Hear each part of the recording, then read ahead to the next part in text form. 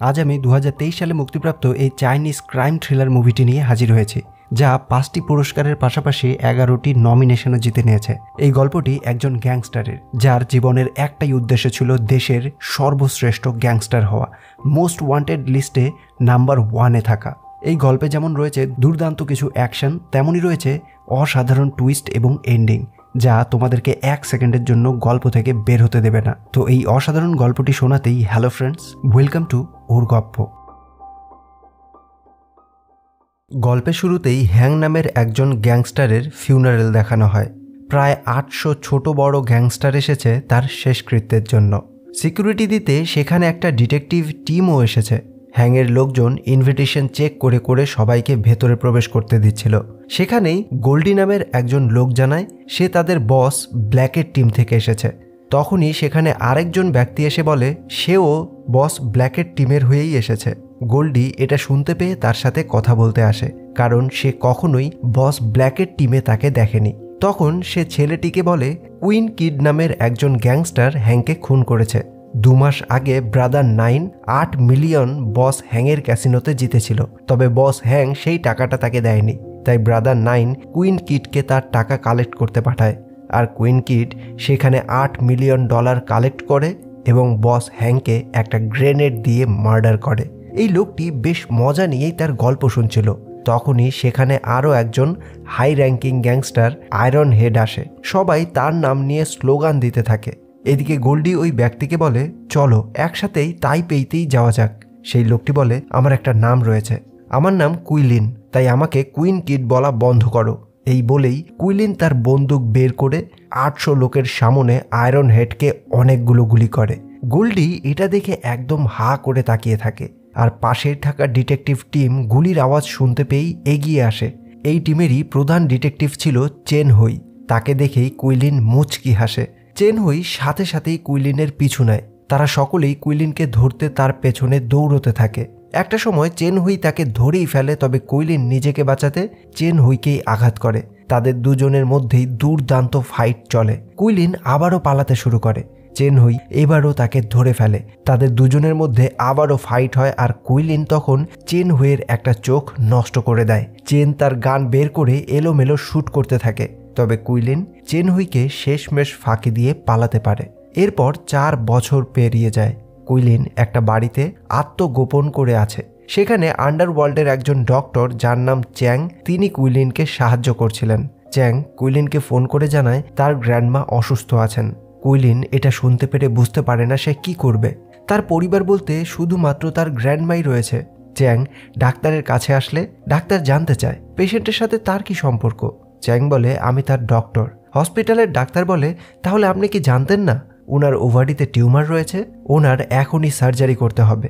আর তার কি কোনো কাছের রিলেটিভ নেই? সার্জারির সময় তার লাইফে ঝুঁকিপূর্ণ রয়েছে।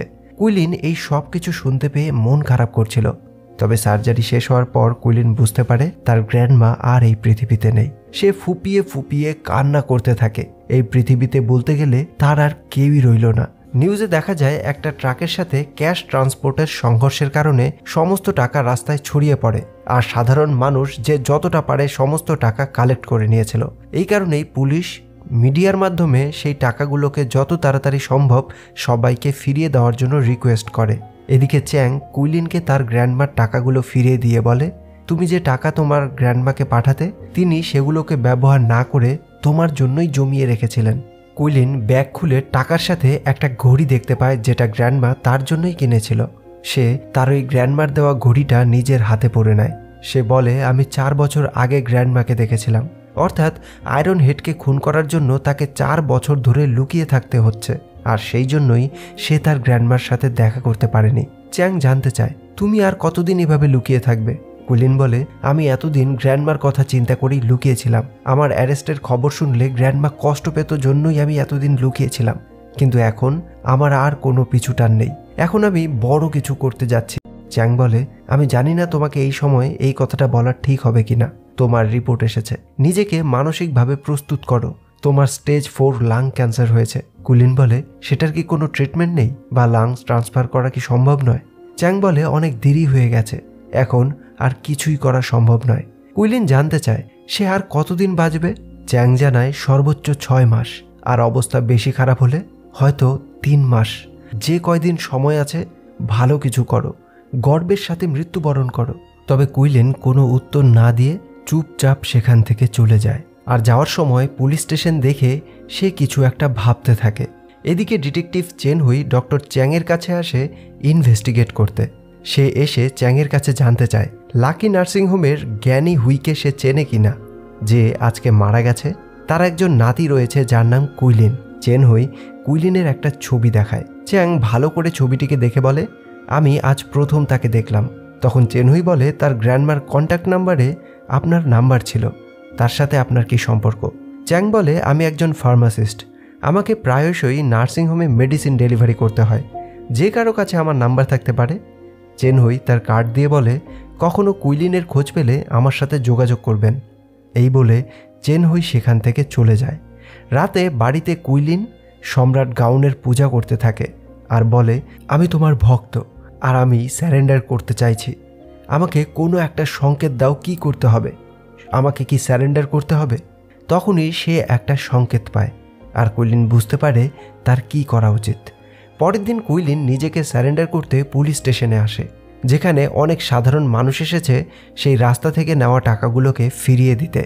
আর এই সবের মাঝখানেই কুইলিন সেখানে আসলে পুলিশ তাকে চিনতে না পেরে ওই লাইনেই দাঁড়াতে বলে। তখনই কুইলিন সেখানে মোস্ট ওয়ান্টেড ক্রিমিনালের একটা লিস্ট দেখতে পায়। সে দেখতে পায় 1 নম্বরে বল হেড রয়েছে, আর 2 নম্বরে আছে হংকি, এবং 3য় নম্বরে রয়েছে তার নাম। সে আর নিজেকে পুলিশের কাছে স্যারেন্ডার করে না।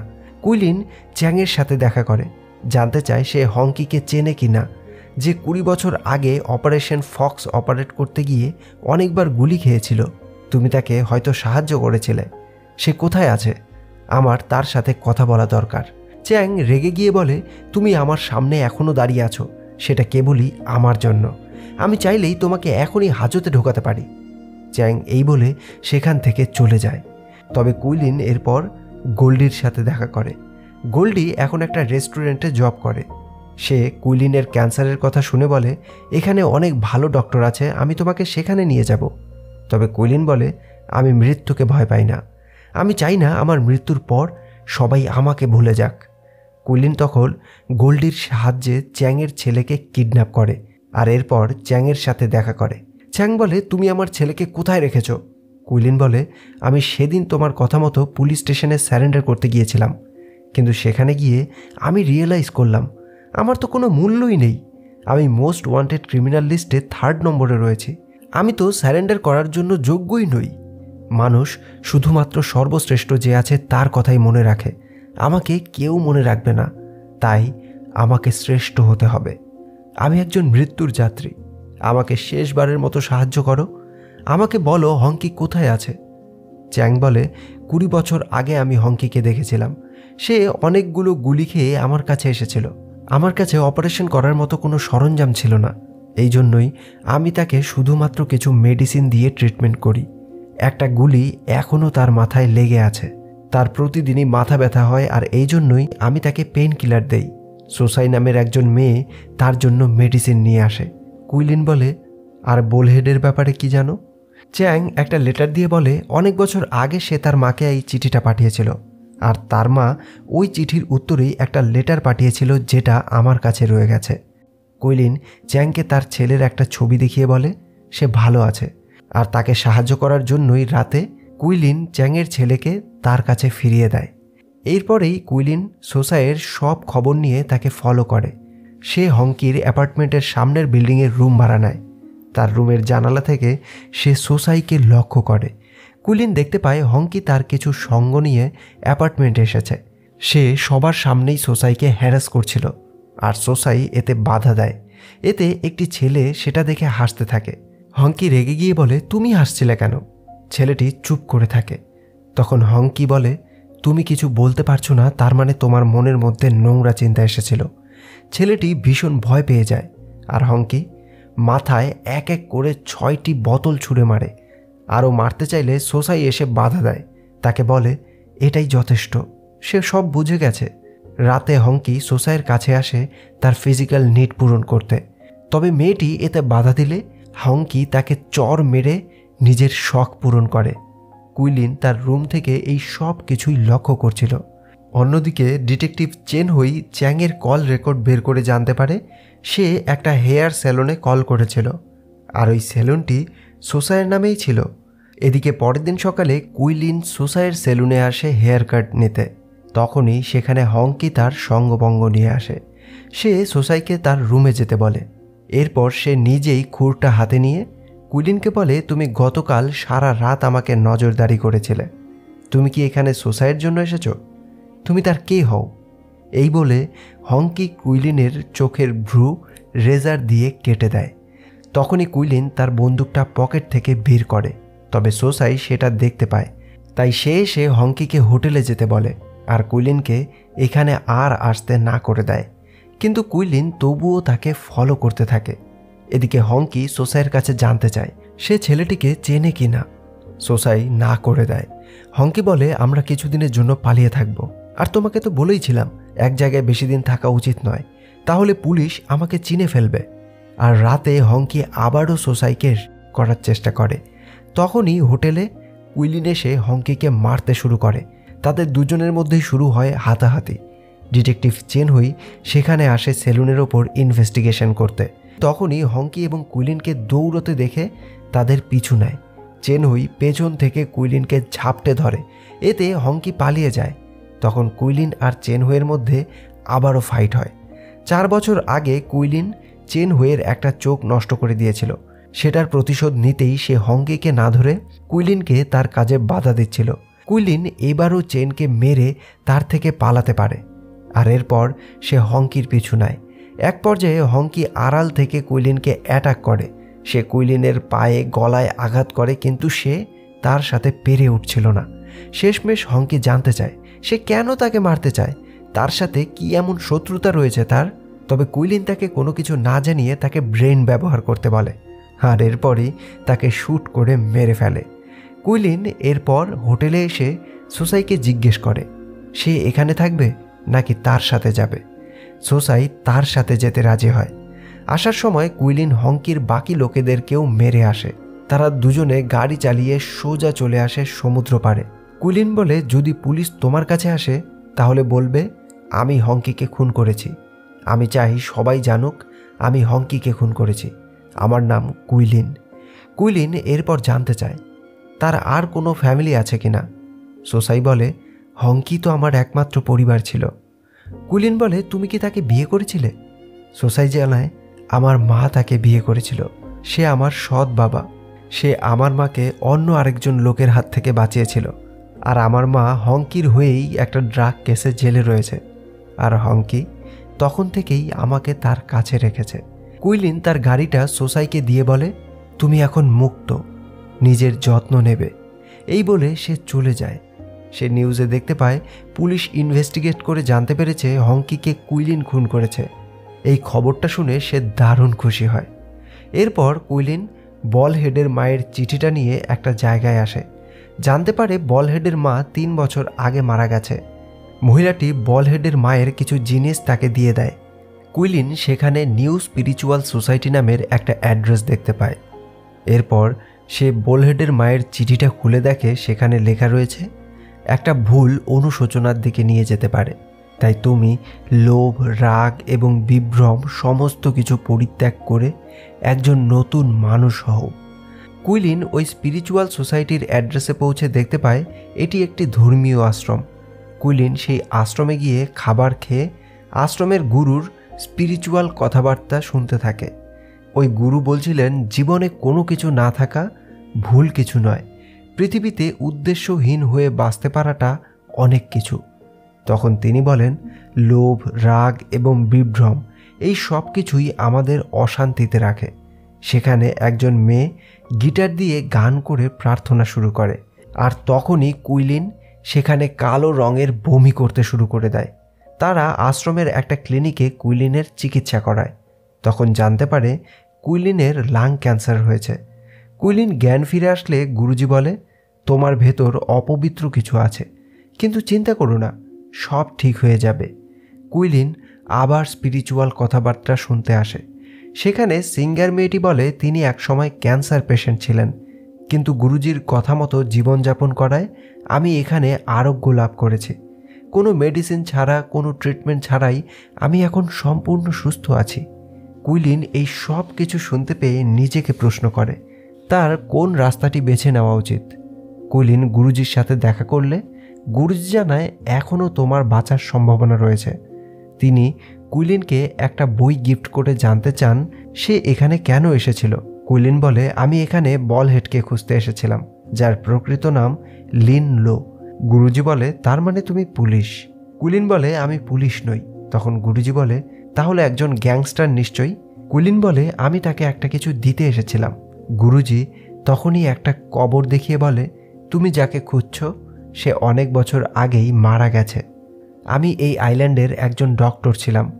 হঠাৎ একদিন আমার কাছে একটা ফোন আসে, আর তখনই আমি গিয়ে দেখতে পাই সে রক্তাক্ত অবস্থায় আছে। সে আমাকে বলেছিল আমাকে বাঁচাবেন না, আমি একজন পাপী, এটা ঈশ্বরেরই পরিকল্পনা। আজকে আমাকে দাফন করবেন, আমি আমার কবর দেখেছি এবং আমি আপনার কবরও দেখেছি। গুরুজি বলেন, তার মধ্যে অলৌকিক ক্ষমতা ছিল। সে আমাদের সবার নাম জানত, আমরা কিভাবে জন্মেছি, আমাদের মৃত্যু কিভাবে হবে সেটাও সে জানত। সে আমাদের বলেছিল স্পিরিচুয়াল সোসাইটি প্রতিষ্ঠা করতে এবং যারা দুঃখ কষ্ট ভোগ করছে তাদেরকে সেই পীড়া থেকে মুক্তি দিতে। আর সেই কারণেই আজকের এই স্পিরিচুয়াল সোসাইটি। এরপরে গুরুজি তাকে বলে, যদি তোমার লিনলের বিরুদ্ধে কোনো ক্ষোভ থাকে আর তুমি সেটা থেকে বের হয়ে না আসতে পারো, তবে তোমার মৃত্যু ঘনিয়ে আসছে। কুইলিন বলে, আমি কি এখানেই মারা যাব? গুরুজি বলেন, সেটা আমি জানি না, কিন্তু আমি তোমার অসুস্থতার ট্রিটমেন্ট করাতে পারবো। একজন মানুষের মৃত্যু তার কর্মফলের কারণেই হয়ে থাকে। কুইলিন আবারও রাতে কালো রঙের বমি করে। সে ডিসাইড করে সে সব কিছু ছেড়ে ছুড়ে দিয়ে ঈশ্বরের সান্নিধ্যে আসবে। আর এই কারণেই পরের দিন কুইলিনকে গুরুজি পবিত্র জল ছেটায়, চুল কেটে শুদ্ধি করে আর তার গায়ে চাবুক মারতে থাকে। সাথে তাকে বলতে বলে, আমি একজন পাপী, আমি পৃথিবীর অনেক ক্ষতি করেছি, আমাকে ভালো হওয়ার সুযোগ দিন। কুইলিন নিজের কৃতকর্মের জন্য অনুতপ্ত হয়ে খুবই কান্না করতে থাকে। আর এর পরদিন সকালেই কুইলিন নিজের অনেকটা পরিবর্তন দেখতে পায়। গুরুজি বলে, তুমি বলেছিলে লিনলোকে কিছু একটা দিতে এসেছিলে। কুইলিন তখন বলে, তার মায়ের কিছু জিনিস। তখনই ডাক্তার এসে বলে, তুমি আমাকে বলেছিলে তোমার স্টেজ 4 ক্যান্সার রয়েছে, কিন্তু আমি এক্স-রেতে দেখতে পাচ্ছি তোমার ক্যান্সার কোষগুলো ধ্বংস হচ্ছে। তখন কুইলিন খুশিতে আত্মহারা হয়ে এক্স-রেটিকে টেনে দেখতে চায়, তবে এতে এক্স-রেটি ছিঁড়ে যায়। ডাক্তার জানায় এটা অলৌকিক কোনো ব্যাপার না, কুইলিনের সুস্থ হওয়ার সম্ভাবনা রয়েছে। এই জন্যই কুইলিন সিদ্ধান্ত নেয় সে আলোর পথে আসবে। তাই সে তার বন্দুকটিকে একটা জায়গায় পুঁতে রেখে দেয়।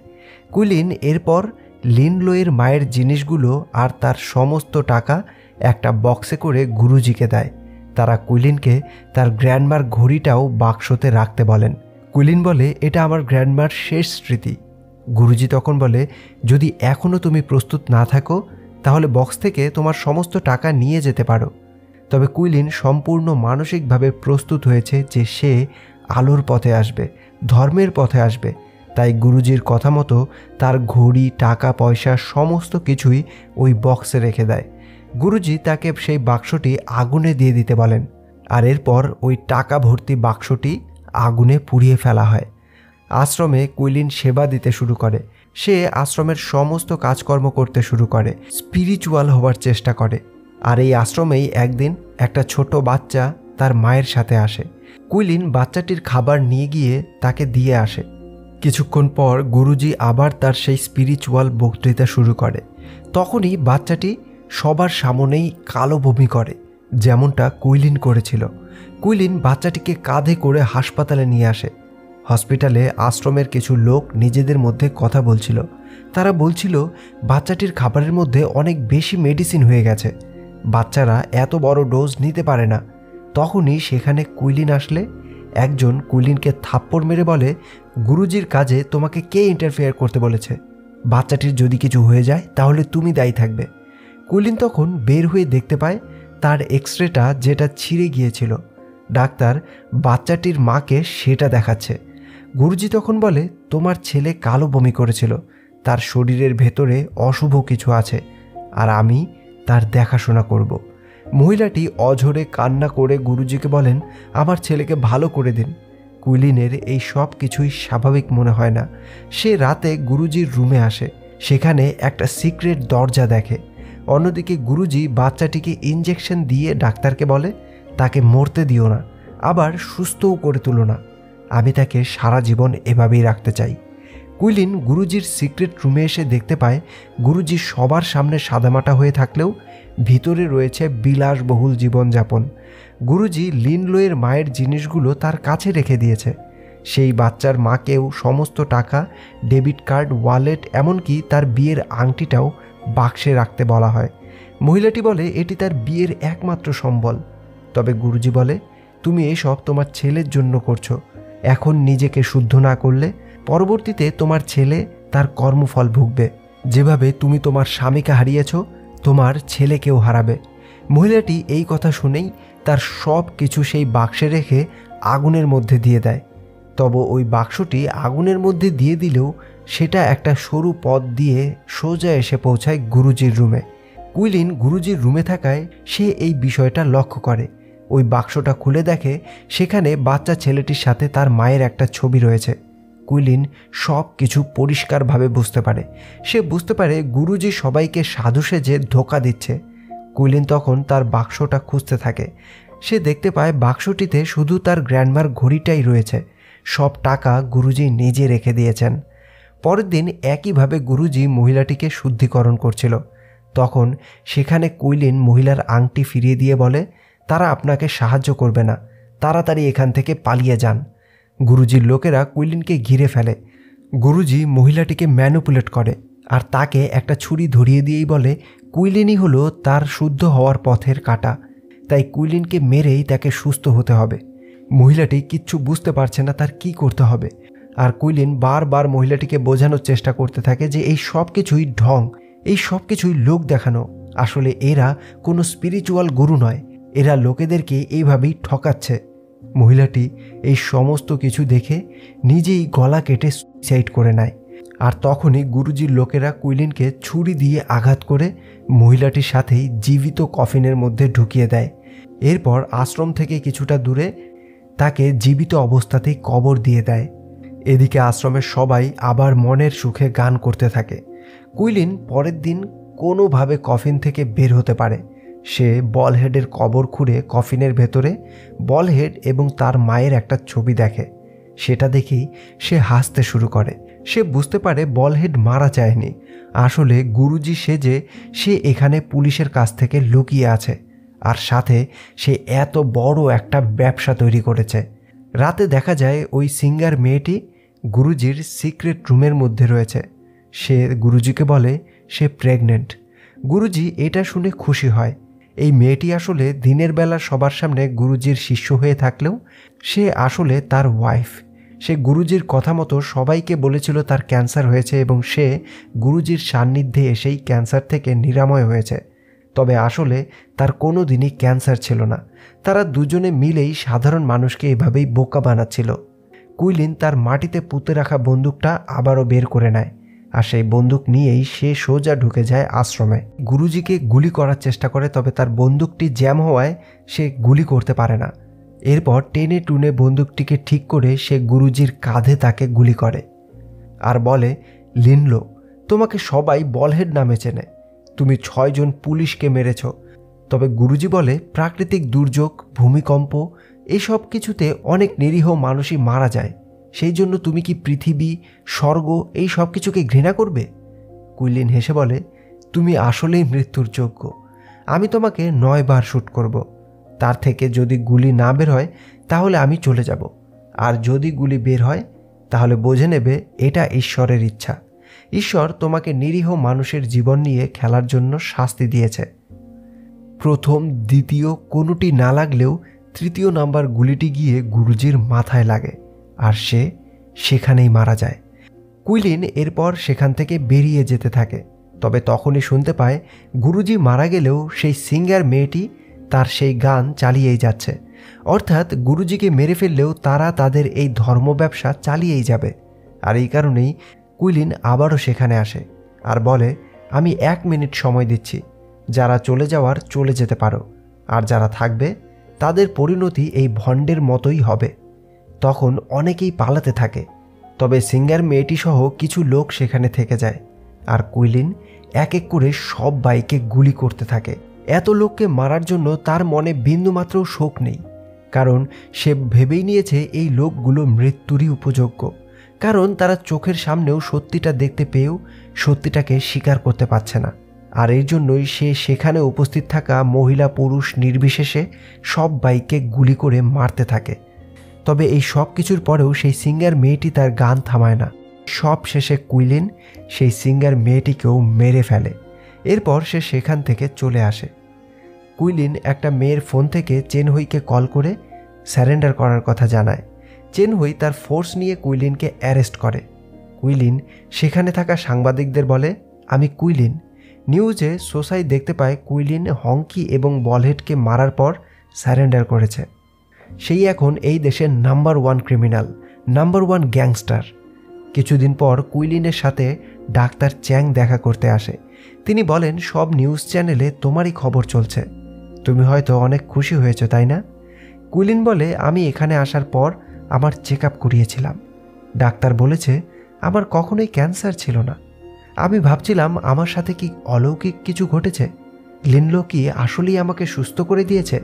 চ্যাং বলে, যদি তোমার ক্যান্সার থাকতো তখন সেটা অলৌকিক ঘটনা হতো, কিন্তু তোমার তো কখনো ক্যান্সার ছিলই না। সেদিন তুমি যে এক্সরে রিপোর্টটি দেখেছিলে সেটা তোমার রিপোর্ট ছিল না, আমার ছিল। আমার স্টেজ 4 লাং ক্যান্সার হয়েছে। এত বছর যাবৎ আমি গ্যাংস্টারদের সাহায্য করে এসেছি। এটার জন্য আমি লজ্জিত বোধ করছিলাম। একজন ডাক্তার হয়ে আমি কি মানুষদের সাহায্য করেছিলাম নাকি মানুষদের ক্ষতি করছিলাম?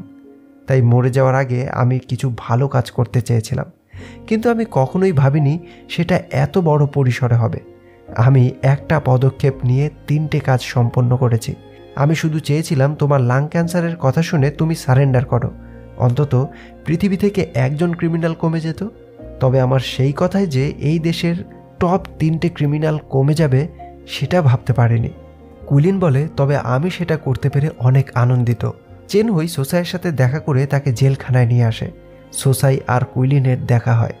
কুইলিন তাকে দেখেই ইমোশনাল হয়ে যায়, আর সোসাই কুইলিনের দাড়ি কামিয়ে দিতে থাকে, যেটা সে আগের বার করতে পারেনি। আর কুইলিনের চোখ থেকে অনবরত অশ্রু ঝরতে থাকে। সোসাই নিজের ইমোশনকে কুইলিনের সামনে কন্ট্রোলে রাখে। তারা একে অপরকে বিদায় জানায়।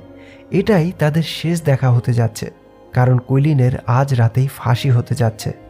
আর কুইলিনের এটাই শেষ ইচ্ছে ছিল, যেন সোসাই এসে তাকে শেষবারের মতো দাড়ি কামিয়ে দেয়। কুইলিন এক পলকে সোসাইয়ের দিকে তাকিয়ে থাকে। চেনহুই কুইলিনের দেওয়া একটা গিফট সোসাইকে দেয়, আর সোসাই খুলে সেখানে কুইলিনের গ্র্যান্ডমার ঘড়িটা দেখতে পায়। সেই ঘড়িটা সোসাই হাতে পরে নিয়ে কান্না করতে থাকে। একইভাবে সোসাই কুইলিনকে একটা স্যুট গিফট করে। কুইলিনও সেটা দেখে কান্নায় ভেঙে পড়ে। তারা একে অপরকে বলতে না পারলেও আসলে তারা একে অপরকে ভীষণভাবে ভালোবেসে ফেলেছে। তারা জীবনে অনেক মুহূর্তে ভালোবাসা না পেলেও এক মুহূর্তে যতটা ভালোবাসা পেয়েছে সেটা হয়তো সারা জীবনেও মানুষ পায় না। কুইলিন সোসাইয়ের দেওয়া সেই স্যুটটাকে পরেই ফাঁসির মঞ্চে আসে। লয়ার জিজ্ঞেস করে, তার কি কিছু বলার আছে? কুইলিন বলে, আমি সমাজের কাছে, মানুষের কাছে আমার কৃতকর্মের জন্য ক্ষমা চাইছি। কুইলিন শেষবারের মতো খাবার খায়। ডাক্তার জানতে চায় সে কোনো পেইন কিলার নেবে কিনা, তবে কুইলিন না করে। সে এইভাবে কষ্ট পেয়েই মৃত্যুবরণ করতে চায়, কারণ সে যা পাপ করেছে তার প্রায়শ্চিত্ত করতে চায়। পুলিশ কুইলিনের পিঠে গুলি করে, আর কুইলিনও শেষবারের মতো হাসে। এটা ভেবে হাসে যে সে সঠিক সিদ্ধান্ত নিয়েছে। এই পৃথিবী থেকে অনেকগুলো ক্রিমিনালকে মেরে নিজের মতো একটা বড় ক্রিমিনালকেও এই পৃথিবী থেকে সরিয়ে দিয়েছে। আর এখানেই এই গল্পের শেষ হয়। তো ফ্রেন্ডস, এই ছিল আজকের গল্প। গল্পটি কেমন লাগলো তা অবশ্যই জানিও। ভালো লাগলে একটা লাইক, কমেন্ট আর শেয়ার করে দিও। দেখা হবে পরের গল্পে। Till then, keep loving. By.